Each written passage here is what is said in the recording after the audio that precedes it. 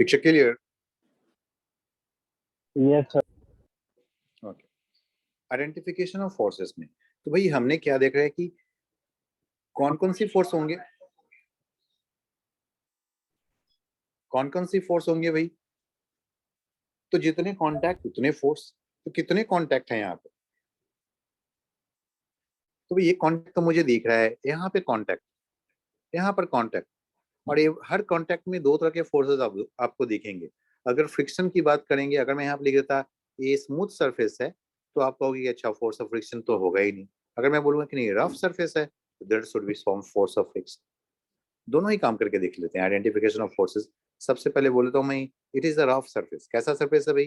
Rough surface. This is rough inclined surface. कैसा surface है? Rough inclined surface.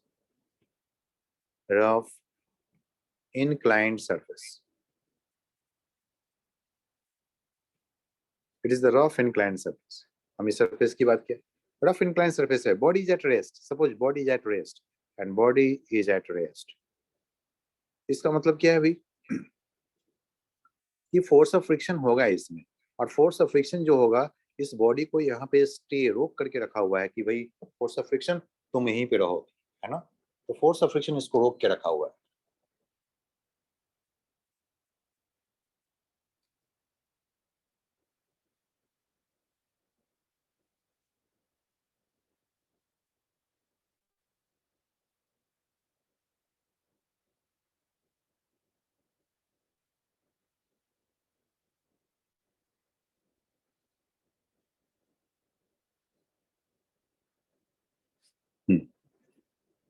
Force of friction की direction किस तरफ होगा भाई? तो मैं बोल सकता हूँ force of friction always acts along the surface, चाहे इस तरफ या इस तरफ। आपको महसूस तो कुछ फील तो हो रहा होगा कि फोर्स ऑफ फ्रिक्शन इधर है या इधर है। इस बॉडी पे किधर हो रहा होगा भाई? ये बॉडी इधर स्लिप नहीं कर रहा है, इसका ऊपर की तरफ लग रहे होंगे, है ना? तो हम बोल सकते हैं कि okay there is a force of friction and it this acts this way, ऐसे लग रहा है। ये फ्रिक्शनल फोर्स है। नॉर्मल एक्शन किधर होना चाहिए भाई? Always perpendicular to the surface and towards the body itself. Normal action किसी बॉडी पे किधर होता है? Always perpendicular to surface and towards the body itself. उस बॉडी की तरफ ही होता है। जिस बॉडी पे आप देखोगे ना उसी बॉडी की तरफ होगा। आपने इस बॉडी पे देखना है तो इसी बॉडी की तरफ परपेंडिकुलर ऐसे होना चाहिए। इस बात को मेंशन कर लेते हैं फिर से कि नॉर्मल रिएक्शन किधर होता है? ऑलवेज तो है ही परपेंडिकुलर टू द सरफेस, साथ में एक और बात है जो इंपॉर्टेंट है, always towards the body itself. हमेशा इसके परपेंडिकुलर ही रहेगा। ये तो है, फिक्स है, और ये है normal reaction.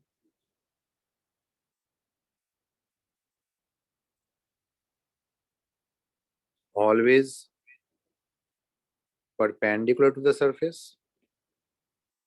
normal reaction perpendicular to the surface,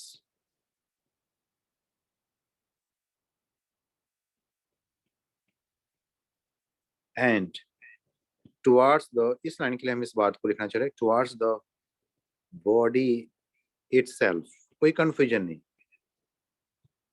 always के साथ है ना, इसलिए कोई कंफ्यूजन नहीं।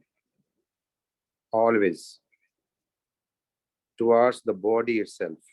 कौन सा, किसकी बात कर रहे हैं? नॉर्मल रिएक्शन की बात कर रहे हैं। It's about normal reaction.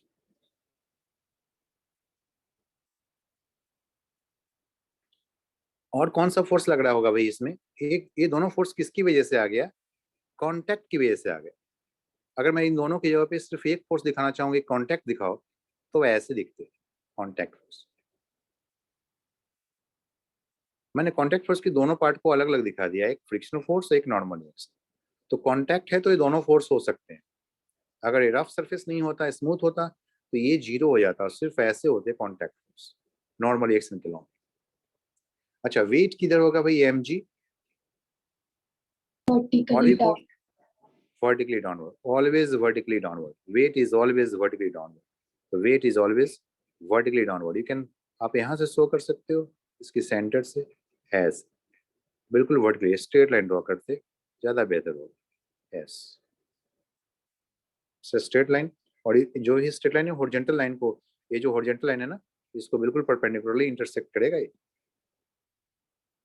तो दिस इज द वेट, ये है weight M G, always vertical down. Forces are visible, forces दिखते हैं, सो नो कंफ्यूजन। कैसे भाई? जिस फील्ड में है, जिस प्लेनेट में, जिस प्लेनेट पे है उस फील्ड की वजह से एम जी वेट, और जितने कांटेक्ट उतनी तरह के फोर्स। हर कांटेक्ट के दो फोर्स होते हैं, दोनों फोर्स की पॉसिबिलिटी बनती है, डिपेंड करता है कि फ्रिक्शन है तो फ्रिक्शन होगा, नहीं है तो नहीं होगा। अगर इसी कंडीशन को अगर स्मूथ सरफेस के साथ अगर मैं कोरिलेट करूं कि हमारे पास एक स्मूथ इंक्लाइंड सरफेस है, देन व्हाट विल हैपन। तो चलो मैं उसकी ही बात कर लेता हूं। हमारे पास एक स्मूथ इंक्लाइंड सरफेस है, a body kept on the smooth inclined surface, a body is kept on a smooth inclined surface. Now what will happen?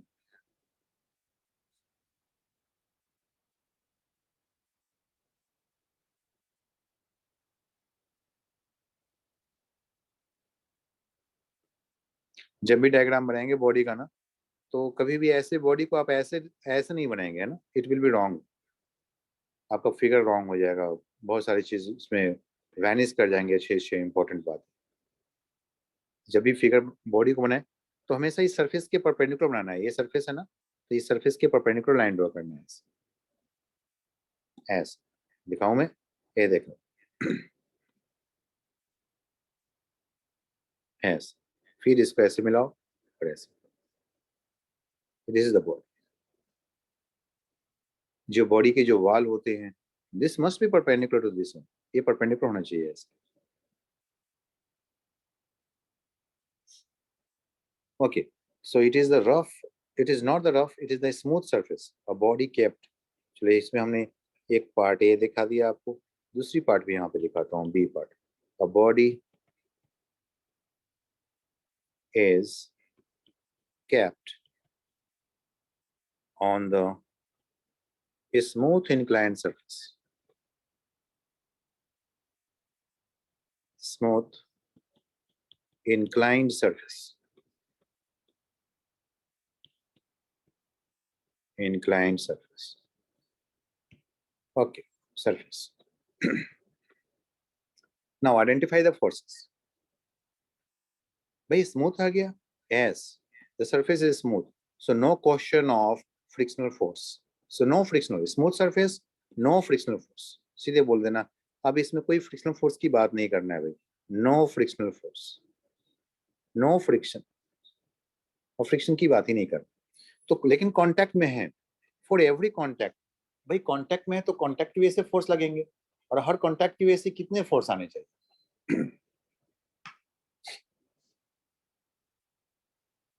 तो दो फोर्स आते हैं, एक फोर्स ऑफ फ्रिक्शन वो तो है नहीं, हमारे पास सिर्फ क्या मिलेगा, normal contact, we will get only normal contact force, N मिलेंगे फिर। और कितने फोर्स होंगे?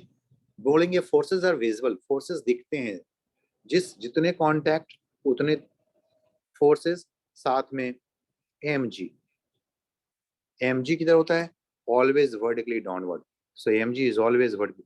आप एम जी को आप यहाँ से भी शो कर सकते हो, जस्ट फॉर, अदरवाइज थ्योरेटिकली क्या होता है, एम जी इनके सेंटर पे दिखाते हैं, सेंटर ऑफ मास पे दिखाते हैं, तो वहां से भी दिखा सकते हो, कोई प्रॉब्लम।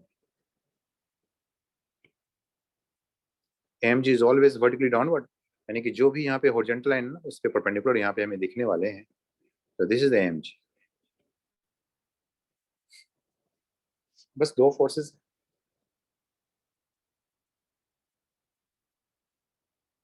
Is it okay? हम और भी आइडेंटिफाई करते हैं फोर्स को।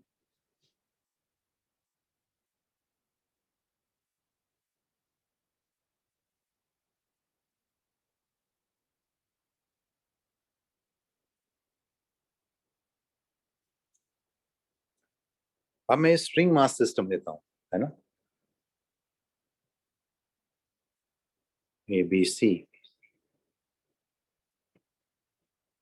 string mass system.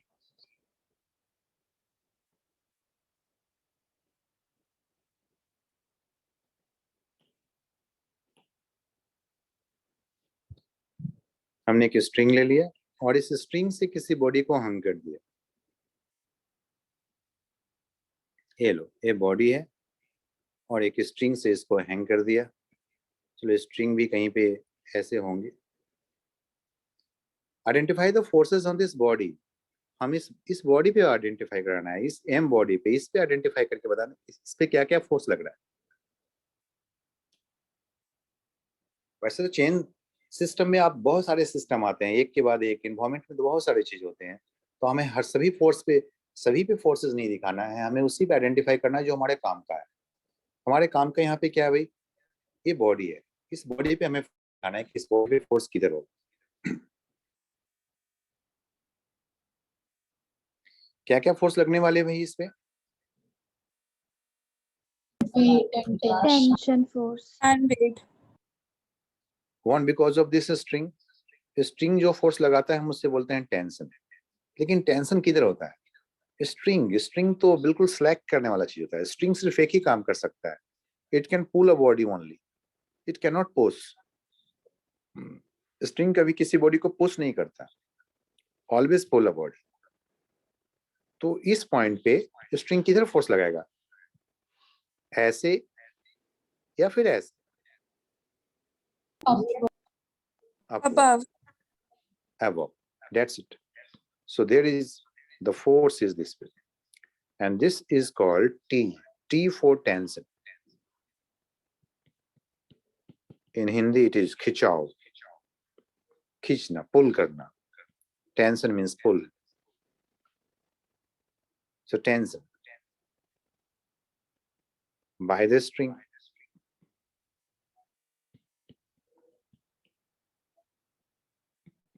On the body.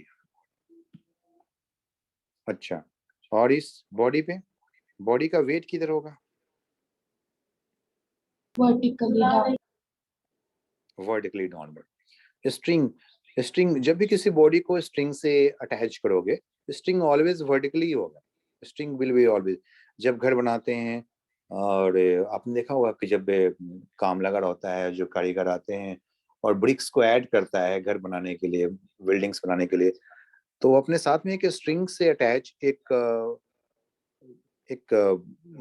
Heavy metal ऐसे लेकर के आता है ना, प्लम ब्लाइंड बोलते हैं उसको, है ना, this is the plum blind, जो कि वर्टिकल डायरेक्शन को शो करता है। वो एक एक ब्रिक को देखता है कि वो वर्टिकली है कि नहीं, क्योंकि थोड़ी सी भी थोड़ी अगर इंक्लाइन होते होते अगर जैसे आपको बुक ही अरेंज करना होता है, कहीं पे एक टेबल पे बहुत सारा बुक अरेंज करना होगा, तो धीमे धीमे क्या करते हो, आपने एक बुक रखा, फिर थोड़ी सी बुक को थोड़ी टेढ़े कर दिया, फिर थोड़ी बहुत ऐसे ऐसे से आप करते चलो आगे, व्हाट विल हैपन, धीमे धीमे इसकी जो बैलेंसिंग है ना वो खत्म हो जाएंगे और गिर जाएंगे आप। तो वैसे ही वो बुक के जैसा वो ब्रिक्स को लगाता है, और उसे देखना पड़ता है कि नहीं भाई एक एक ब्रिक सभी बिल्कुल लाइन में होना चाहिए, बिल्कुल लाइन में होना चाहिए, थोड़ी भी इंक्लाइन नहीं होना चाहिए। थोड़ी भी अगर इंक्लेशन, यहाँ भी देखो थोड़ी सी इंक्लेशन चेंज होते जा रहा है, जैसे भी इंक्लाइंड होगा ना इट विल टॉपल, गिर जाएंगे ऐसे। तो किसकी मदद से वो बिल्कुल ये वर्टिकली प्लेस करता है? इस प्लम लाइन की मदद से, जो वर्टिकली डाउनवर्ड होता है। स्ट्रिंग बस nothing, plum line is just very simple system. String mass system होता है, एक मास होता है और एक स्ट्रिंग होता है, बिल्कुल वर्टिकली शो करता है।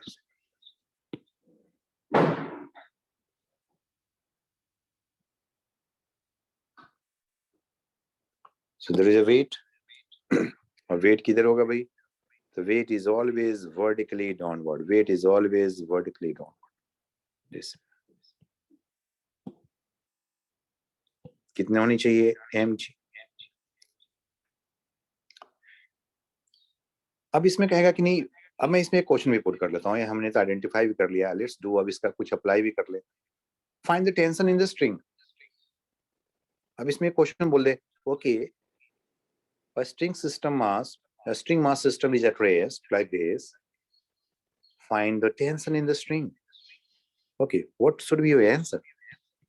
mg mg. M. कैसे आ गया भाई? Find the tension in the string. कैसे आप कर दिए कि mg? Yes, you are right, but कैसे आप जस्टिफाई करेंगे? Find the tension in the string. Net force should be 0. बिल्कुल, तो आप न्यूटन्स की जो लॉज है उसको लेकर के आएंगे कि F net is equal to mass into acceleration.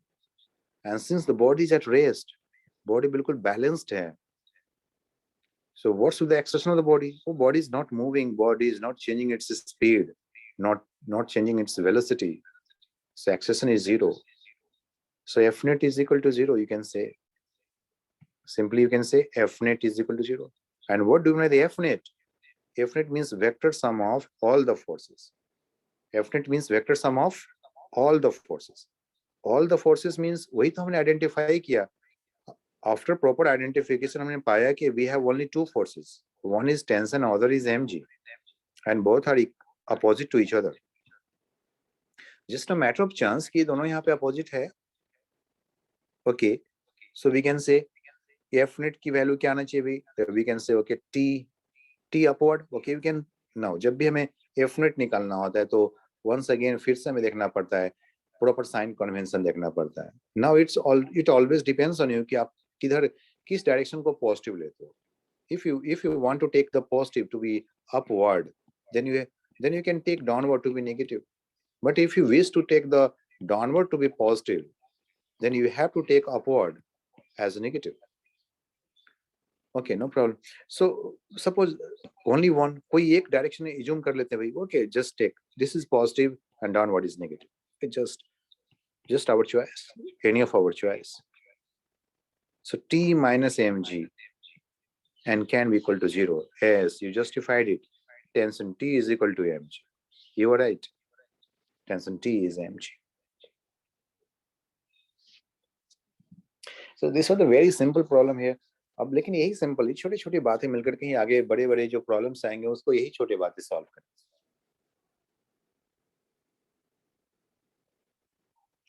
I hope कि आप सबको क्लियर हुआ होगा. वंस अगेन मैं फिर से यहाँ पे एक बार रिवाइज कराऊं आपको.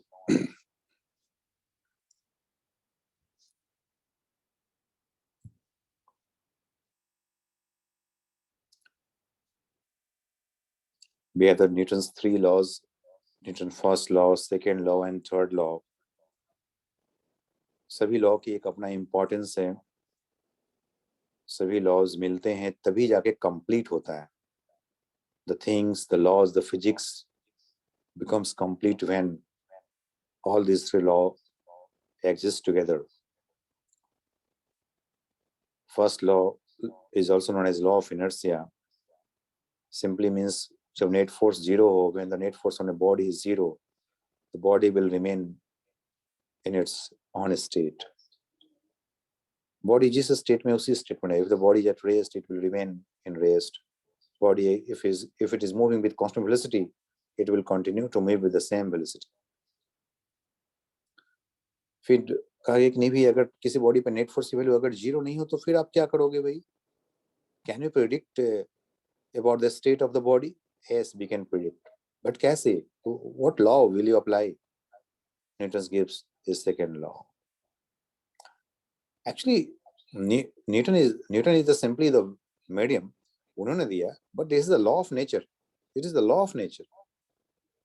न्यूटन का नाम इसलिए क्योंकि वो लॉ ऑफ नेचर को उसने आइडेंटिफाई कर लिया कि हाँ ऐसे है, उसने दे दिया.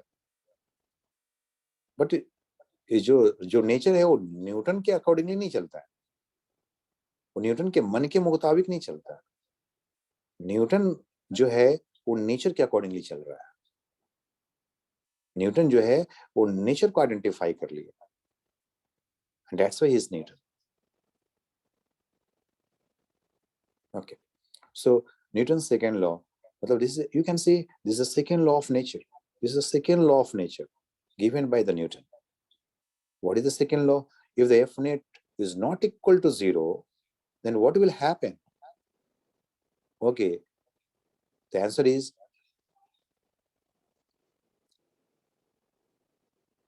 there should be rate of change in momentum. F net is equal to dp upon dt. If we explain it, the rate of change momentum means d dt of mass into velocity. If mass remains constant, you can say mass constant dv upon dt. हम आगे चल करके ये भी बताएंगे कि अगर मास constant नहीं रहेगा then what would be the next form of Newton, F net, Newton second law, हम वो भी देखेंगे. मास में चेंज, अब जैसे कोई कोई सैंड आ रहा हो, किसी ट्रक पे कोई सैंड आ रहा हो और बारिश होने लगी, it's raining now, what will happen? जो रेन ड्रॉप्स होंगे वो सैंड में आएगा और सैंड उस वाटर को अब्जॉर्ब करेगा और उस ट्रक की जो वेट है, टोटल वेट है, that will increase. Mass is changing continuously. या इसका उल्टा ऐसे भी हो सकता है, there is a hole at the bottom of the truck. कोई ट्रक है ऐसे जा रहा है और यहाँ पे होल है, what will happen? The sand will come down. धीमे धीमे कम सैंड जो है नीचे की तरफ आते जाएगा और the whole mass will change. Mass बदलते चले जाएंगे. तो मास बदलते चले जाएंगे तो what will happen?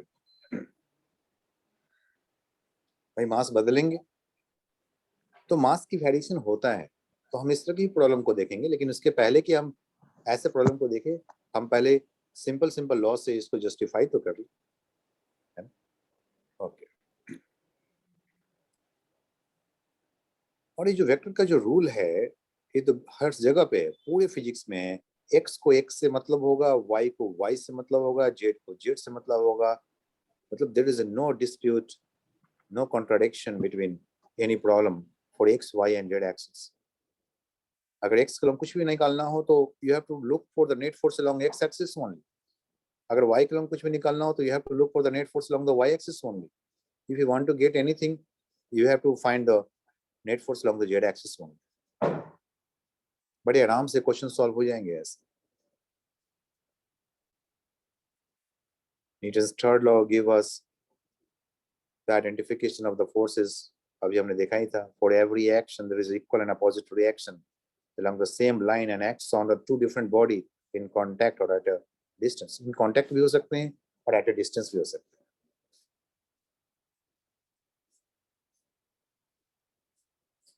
Contact force may have the two components. One is force of friction, other there is only one contact force. जो normal एक्शन नहीं हो सकता, लेकिन ये कब हो सकता है? When there is no existence of force of friction. No existence of force of friction smooth surface पे तो होते ही हैं, rough surface पे भी हो सकते हैं. Depends on the tendency. If the body is simply kept on a body, there should be no force of friction on a rough surface.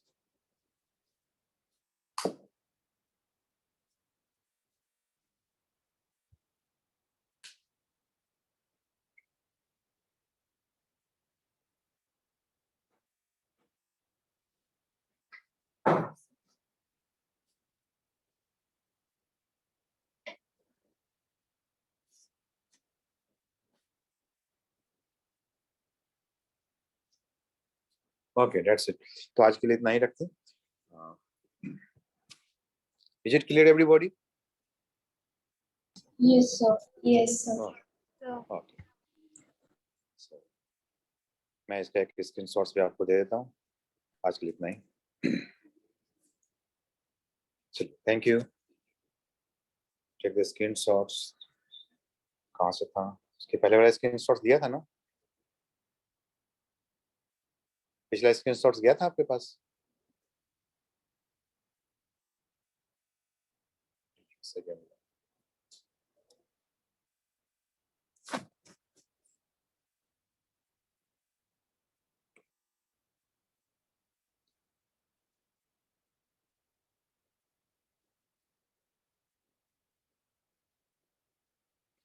Okay Sophia.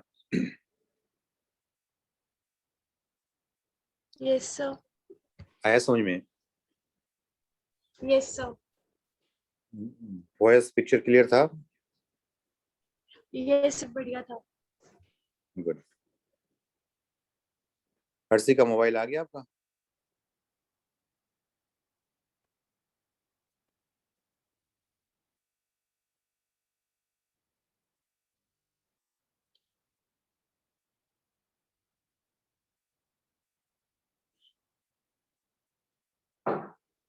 चलिए ठीक है.